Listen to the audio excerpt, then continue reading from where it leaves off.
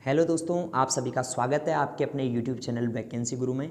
दोस्तों, आज के इस वीडियो में हम RSCIT आइलैंड पार्ट 2 के बारे में जानकारी प्राप्त करेंगे और सभी महत्वपूर्ण प्रश्न पढ़ेंगे जो कि चैप्टर 2 के हैं। दोस्तों, पिछले वीडियो में हमने चैप्टर 1 पढ़ा था। चैप्टर 1 अगर आपने नहीं पढ़ा है तो आप प्लेलिस्ट से वैकेंसी गुरु यूट्यूब चैनल की प्लेलिस्ट में जाइए। प्लेलिस्ट में चैप्टर 1 के आप प्रश्न पढ़ सकते हो। चैप्टर 2 के मैं यहाँ पर आपको इंपॉर्टेंट क्वेश्चंस बता रहा हूँ। सभी इंपॉर्टेंट क्वेश्चंस यहाँ पर रहेंगे जो कि आइलैंड एग्जाम और मेन एग्जाम में पूछे जाते हैं। तो आपको गूगल सर्च करके वैकेंसी गुरु वेबसाइट पर आना है। यहाँ से आपको आइलैंड 2021 ये वाला आपको ऑप्शन मिलेगा। इस पर आप जैसे ही क्लिक करेंगे RSCIT आइलैंड, उसके बाद आप नीचे चलेंगे।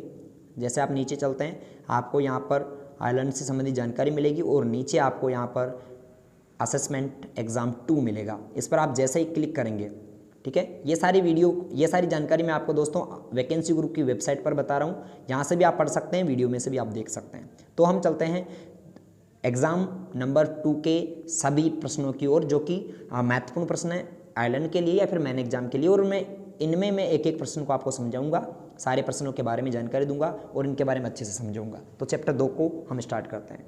दिखाए गए चित्र में डिवाइसेस किस श्रेणी में आते हैं? यहाँ पर कुछ चित्र एक आपको दिए गए हैं। ये चित्र कौन सी श्रेणी में आते हैं? यहाँ पर चित्र दिए गए हैं speaker, printer, monitor, headphone, printer और हेडफोन।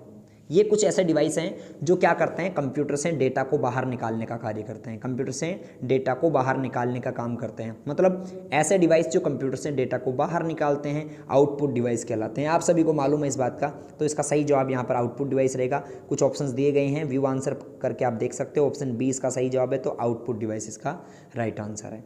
आगे हम चलते हैं। ऐसी कौन सी मेमोरी है जिसका प्रयोग रैम द्वारा अधिक बार प्रयोग में आने वाली सूचना को संग्रहित करने के लिए किया जाता है? रैम द्वारा अगर हम बार बार प्रयोग में किसी डेटा को लेते हैं तो वो कौन सी मेमोरी में सेव रहता है? तो दोस्तों इसका सही जवाब है केस मेमोरी। केस मेमोरी किस डेटा को सेव करके रखती हैं?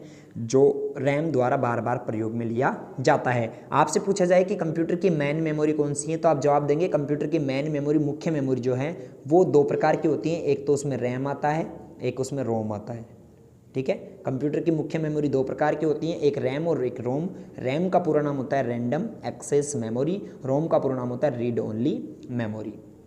ठीक है, अगला तीसरा प्रश्न है, डेजी व्हील प्रिंटर का खालिस्तान एक प्रकार है, यानी डेजी व्हील किस प्रकार का एक प्रिंटर है? यहाँ पर ऑप्शन दिए गए हैं, आपको जवाब देना है। डेजी व्हील किस प्रकार का प्रिंटर है यह आपको बताना है। ऑप्शंस आपके सामने, मैनुअल है, मैट्रिक प्रिंटर है, इम्पैक्ट है, फिर लेजर प्रिंटर। और इसका सही जवाब है दोस्तों daisy wheel, option C impact printer का एक उदाहरण है। आपसे मेन एग्जाम में भी एक प्रश्न कई बार पूछा गया है, डेजी व्हील और डॉट मैट्रिक, ये 2 प्रिंटर जो होते हैं, ये दोनों ही प्रिंटर क्या होते हैं?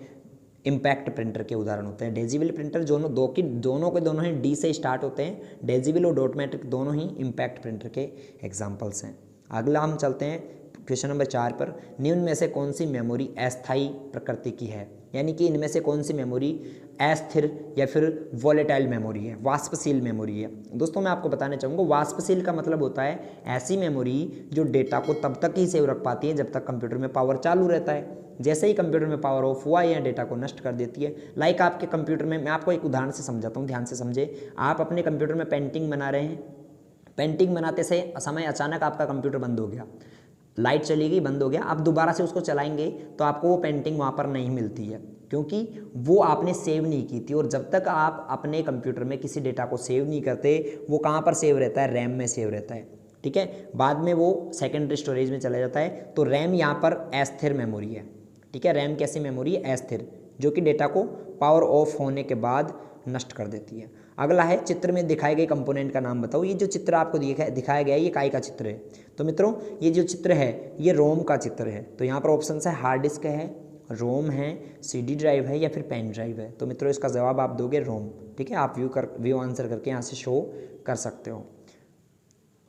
प्रिय विद्यार्थी, आप अभी RSCIT आइलैंड की असेसमेंट 2 पर हैं और आप वैकेंसी गुरु वेबसाइट पर इसे पढ़ रहे हैं। एक ऑप्टिकल इनपुट डिवाइस जो पेपर मीडिया पर बने पेंसिल के निशानों को स्कैन करता है या फिर पढ़ता है।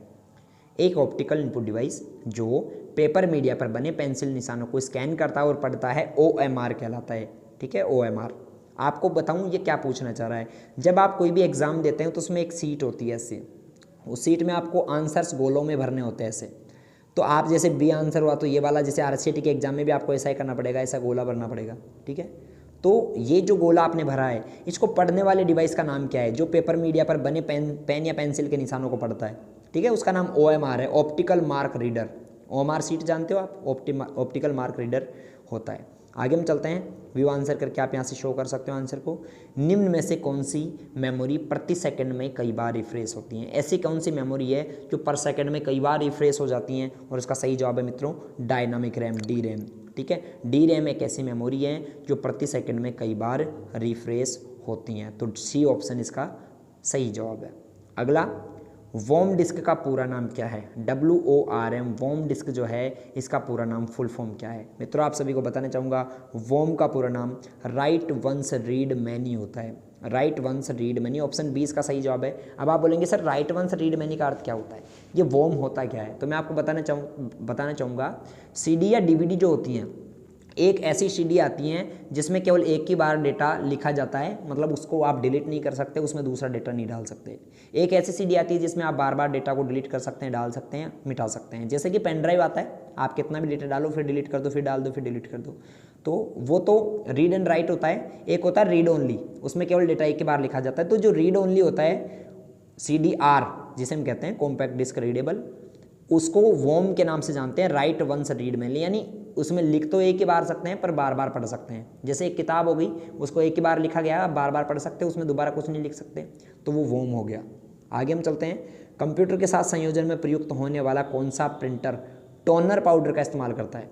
यानी टोनर का उपयोग करने वाला कौन सा जो है आपका प्रिंटर है? तो सभी को बताना चाहूँगा मित्रों, यहाँ पर जो टोनर का इस्तेमाल करता है वो वाला जो डिवाइस है उसका नाम है आपका लेजर प्रिंटर, ठीक है। लेजर प्रिंटर इसका सही जवाब है। आगे हम चलते हैं अगले प्रश्न पर। नेक्स्ट अपना प्रश्न है, इसका तो सही जवाब मैं आपको यहाँ पर बताता हूँ, लेजर प्रिंटर। अगला प्रश्न हम देखते हैं 10वां, DPI का पूरा नाम क्या है? DPI का फुल फॉर्म क्या होता है? मित्रों DPI का पूरा नाम डॉट पर इंच होता है, डॉट प्रति इंच। अब DPI क्या होता है? प्रिंटर की गति को मापने की इकाई है, कि प्रिंटर कितनी गति से काम कर रहा है, प्रिंटर कितनी गति से काम कर रहा है या फिर कितनी गति से प्रिंट करने का काम कर रहा है, उसकी गति को मापने की इकाई क्या होती है? डॉट प्रति इंच। जैसे गाड़ी का स्पीड होता है, बाइक का, टू व्हीलर का, फोर व्हीलर का स्पीड होता है किलोमीटर प्रति घंटे में मापते हैं, उसी प्रकार प्रिंटर की गति को DPI डॉट प्रति इंच में मापा जाता है। अगला प्रश्न देखते हैं, आपके कंप्यूटर के कॉन्फ़िगरेशन से क्या मतलब है? आपके कंप्यूटर की कॉन्फ़िगरेशन क्या है? आपसे पूछा जाए कि आपके कंप्यूटर की क्या कॉन्फ़िगरेशन है, तो आप उसको क्या जवाब देंगे? आप उसको जवाब देंगे कि आपके कंप्यूटर में कौन सा प्रोसेसर है, कितनी हार्ड डिस्क है, कितनी मेमोरी क्षमता है, कौन सा आपके मदरबोर्ड है, ये सारी जानकारी देना ही आपके कंप्यूटर की कॉन्फ़िगरेशन है। अर्थात प्रोसेसर, विनिर्देश, हार्ड डिस्क स्पेसिफिकेशन या फिर मेमोरी क्षमता, ये तीनों ही इसके सही जवाब है। उपरोक्त सभी इसका राइट आंसर रहेगा। आगे हम चलते हैं अगले प्रश्न पर। चित्र में खाली स्थान को भरें। यहाँ पर एक चित्र दिया गया है, इसमें खाली स्थान को भरना है, और चित्र में क्या दिया गया है देखिए, यहाँ पर है CPU केस, यहाँ पर रैम है, प्राइमरी स्टोरेज है, इधर ऑफलाइन स्टोरेज जैसे CDRW, USB, और ये यहाँ पर आपको सेकेंडरी स्टोरेज बताना है कि निम्न में से कौन सा सेकेंडरी स्टोरेज है। कुछ ऑप्शंस हैं, यहाँ पर स्पीकर स्टोरेज नहीं होता, गलत, मॉनिटर भी नहीं होता, माउस भी नहीं होता, तो इसका जवाब रहेगा हार्ड डिस्क। हार्ड डिस्क एक सेकेंडरी मेमोरी या फिर सेकेंडरी स्टोरेज का उदाहरण है। अगला चलते हैं अपन नेक्स्ट प्रश्न पर। अगला प्रश्न है प्रश्न नंबर 13, निम्न में से कौन सा एक भंडारण डिवाइस है? निम्न में से कौन सा एक स्टोरेज डिवाइस है? स्पीकर, मॉनिटर, हार्ड डिस्क या माउस? तो मित्रों आपको बताना चाहूँगा, स्टोरेज करने के लिए जो डिवाइस होता है उसका नाम है हार्ड डिस्क, क्योंकि डेटा तो स्टोर इसी में होगा ना। स्पीकर तो आपकी आवाज़ सुनाता है, मॉनिटर आप में कंप्यूटर में चले हुए डेटा दिखाता है, माउस आपका इनपुट डिवाइस है, तो हार्ड डिस्क आपका स्टोरेज डिवाइस होता है। नेक्स्ट प्रश्न है, निम्न में से जो सबसे अच्छी गुणवत्ता वाली वेक्टर ग्राफिक्स का उत्पादन करता है कौन सा है? सबसे अच्छी गुणवत्ता वाली वेक्टर ग्राफिक्स को छापने वाला डिवाइस प्लॉटर होता है, ठीक है। प्लॉटर बड़े बड़े डिज़ाइंस, मैप्स या फिर जो फ्लैक्स बैनर होते हैं या फिर बड़े बड़े बिल्डिंग्स के नक्शे होते हैं, उन सबको छापने का काम करता है, तो इसका सही जवाब प्लॉटर रहेगा। नेक्स्ट देखते हैं, अगला प्रश्न आपके सामने स्क्रीन पर है। अगला प्रश्न है, चित्र में के संदर्भ में खाली स्थान को भरो। चित्र के संदर्भ में खाली स्थान में क्या आएगा? यहाँ पर आ गया CD-ROM, CDR, CDRW, तो यहाँ पर क्या आएगा? मतलब ये सारे तीनों ऑप्टिकल डिस्क आ रहे हैं, तो इनमें से कौन सा एक ऑप्टिकल डिस्क है जो CD से संबंधित है? तो CD से संबंधित आप सभी जानते हैं DVD है, तो यहाँ पर इसका सही जवाब रहेगा ऑप्शन A। DVD का पूरा नाम होता है डिजिटल वर्सेटाइल डिस्क या फिर digital video disc, digital versatile या डिजिटल वीडियो डिस्क। ठीक है, ऐसे करके हमने यहाँ पर टोटल 14 प्रश्न पढ़े। दोस्तों विश्वास कीजिए आइल्टन असेसमेंट 2 में आपके पूरे 2 में से 2 नंबर आएंगे और इसी प्रकार के प्रश्न मैग्ना एग्जाम में भी पूछे जाते हैं। उम्मीद है वीडियो आपको अच्छा लगा होगा। लाइक कीजिए, अपने दोस्तों के साथ शेयर कीजिए और सब्सक्राइब करना ना भूलें। मिलते हैं अगले वीडियो में, तब तक के लिए गुड बाय।